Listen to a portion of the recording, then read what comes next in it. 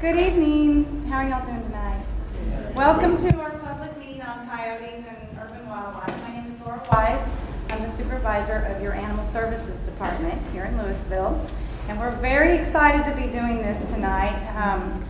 Clearly we've had some calls and questions and concerns about our wildlife issues going on in Lewisville, and they're not any different than anybody else around us, but we would like to have a forum to where everybody can kind of ask their own questions, get some information that we find to be extremely valuable in helping us assist in taking care of some of these challenges.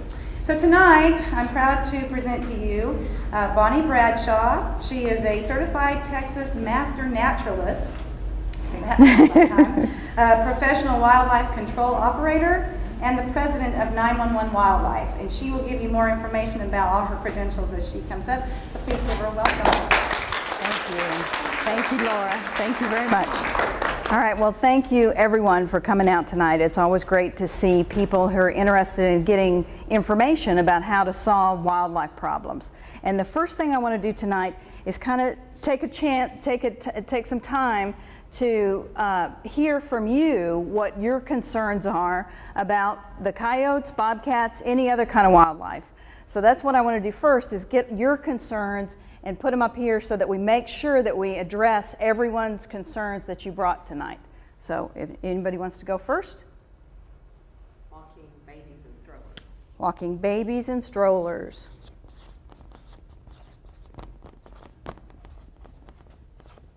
Okay.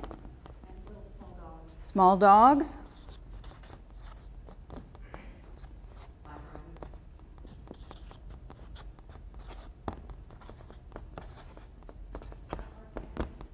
Outdoor cats.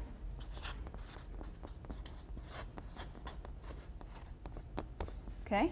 Kids playing along in the creeks and the woods.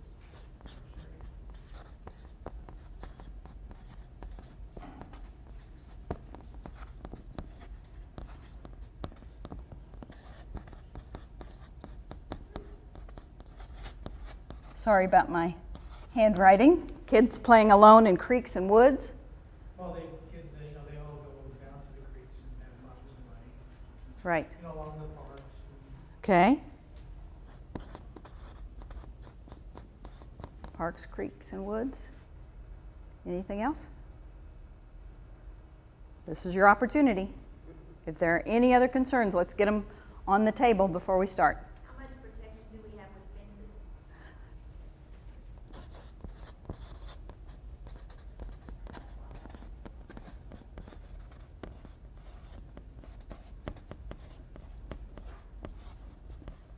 Okay, how much fence protection? Where have they been spotted?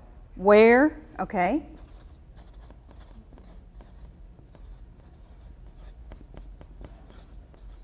Okay. Yes. Are they mostly nocturnal? Okay. Nocturnal.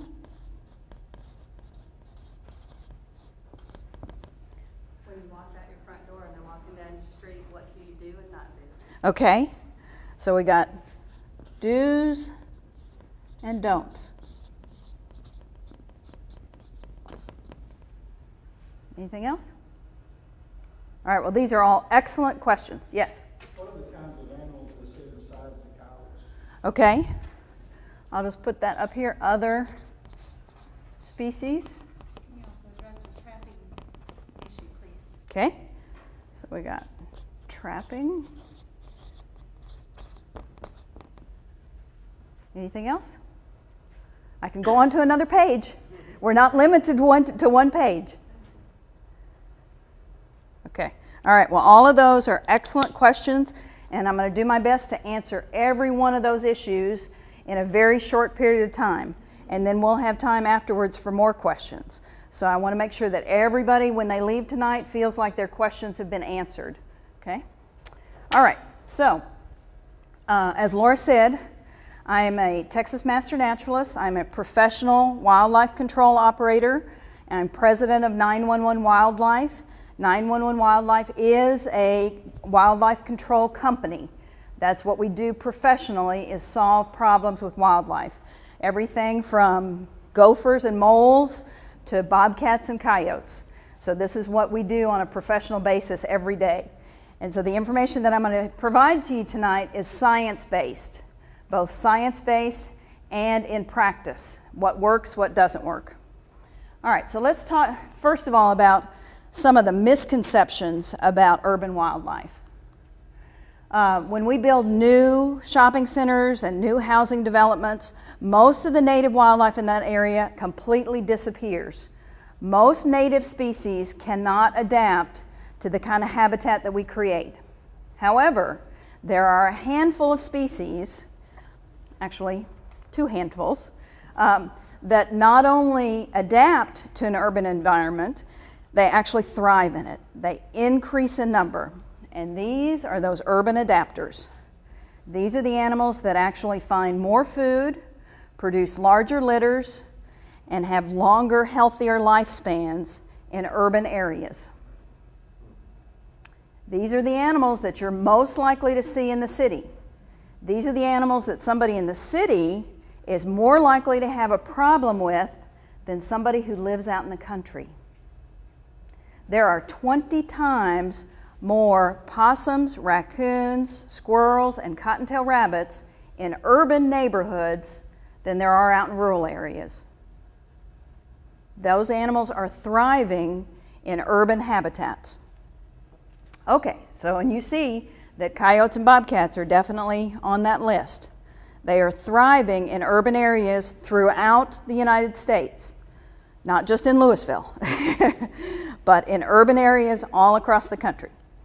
Okay, so tonight we're going to focus on the bobcats and the coyotes because those are the ones that people have the most concerns about. Let's talk first of all about what has been traditionally thought to be the most humane way to solve an urban wildlife problem. And you may be familiar with these traps. They go by several different brand names. One of them is Have a Heart, which further gives you the impression that this is a humane option. This is an option that would just capture the animal so it could be taken someplace else and not injured or not hurt in the process. Well, I think almost everyone in this room is old enough to know what this is. There's a couple of folks that are young that we may have to explain to them what this is. Does anyone have fond memories of using one of these? A couple of folks. Okay. Not fond ones. All right. They're both made of metal. No. What these two things have in common is that both of them waste a tremendous amount of time. Both of them create errors that are very difficult to correct. And both of them are totally obsolete pieces of equipment. We have much better ways of solving wildlife problems today without ever using one of these traps. Now, is there anybody in the audience today that would prefer to use a manual typewriter instead of a computer? There's usually at least one person. Okay, well, I would say that the more you learn about the other options, you'll feel the same way about these traps. They are completely obsolete, outdated pieces of equipment. Okay, so let's talk about a couple of reasons why. First of all, there's legal issues. A lot of people don't realize that even if you're trapping squirrels, you're supposed to have written permission from the landowner where you release those squirrels. And if you're releasing them at a public park, you're supposed to have written permission from the city to release those animals.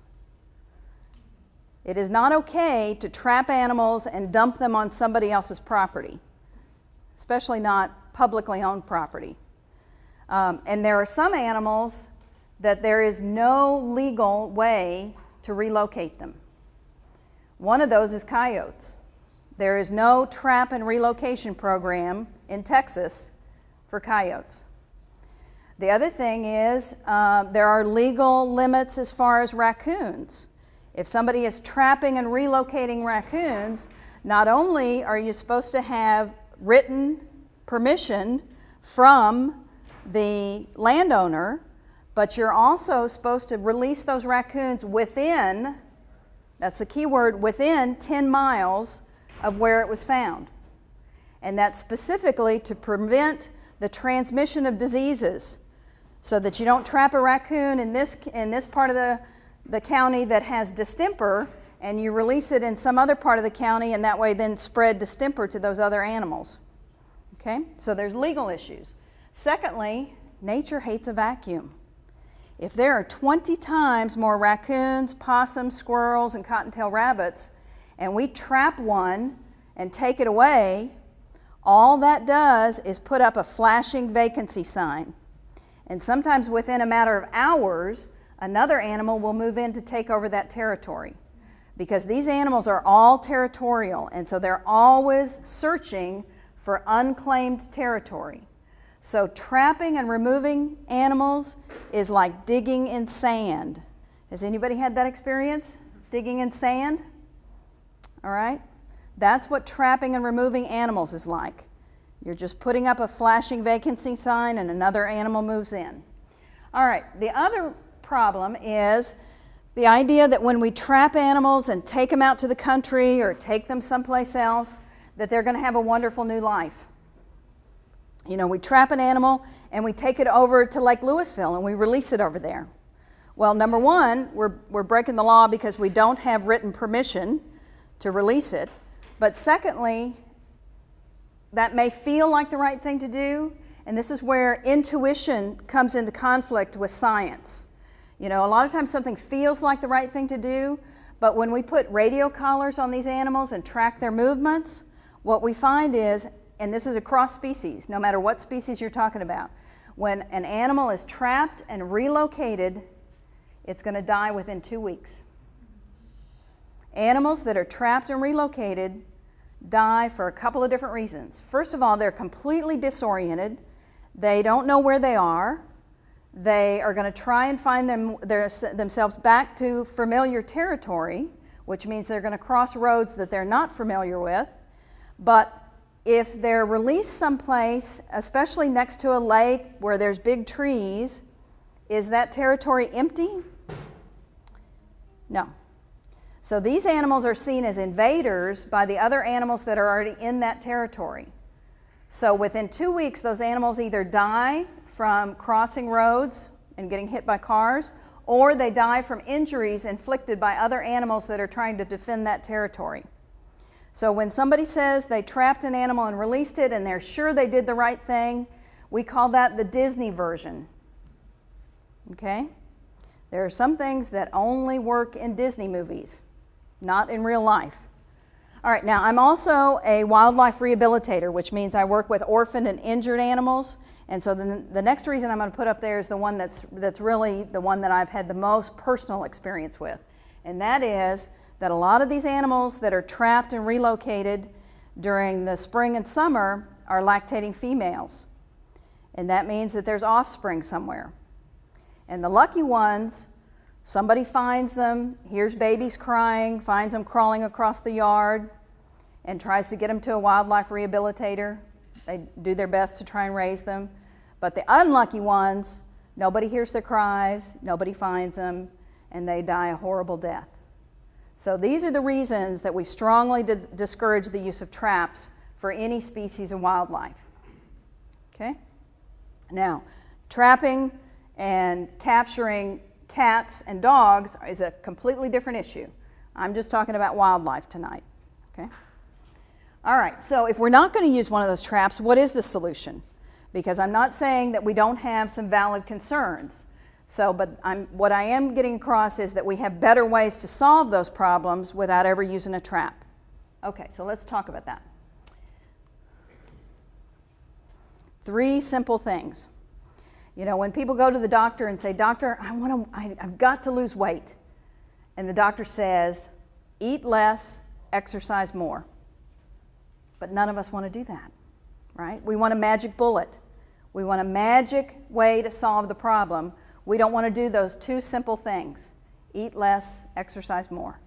Well, these are 3 simple things that can solve 99.9% of all wildlife problems.